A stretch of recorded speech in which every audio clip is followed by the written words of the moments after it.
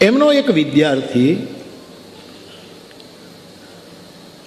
રજા લઈને, ખોટી રજા લઈને ગામડે જતો રહે ભાવનગરથી.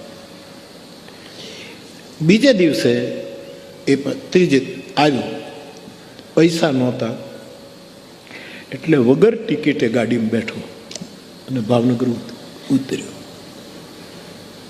પકડાયો. કઈ સંસ્થાનો છો? દક્ષિણામૂર્તિ. નાના ભાઈનો વિદ્યાર્થી કા આવું કરાય? ભૂલ થઈ ગઈ. એ નાના બાપાને ખબર પડી, ભટ્ટ બાપાને, કે મારો વિદ્યાર્થી ખોટું બોલી વગર ટિકિટે છે. એને બોલાવ્યો, કબૂલ કર્યું કે મેં ભૂલ કરી છે, મારી ભૂલ થઈ. નાના ભાઈ ભટ્ટ એ વિદ્યાર્થીને લઈને રેલવે સ્ટેશને જાય.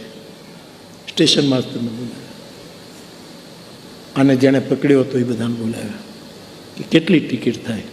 તો કે આટલી. આ એ ટિકિટના પૈસા અને પછી ખોટું કરે એનો દંડ તમારા નિયમ પ્રમાણે જે હોય એના આ તમે લઈ લો.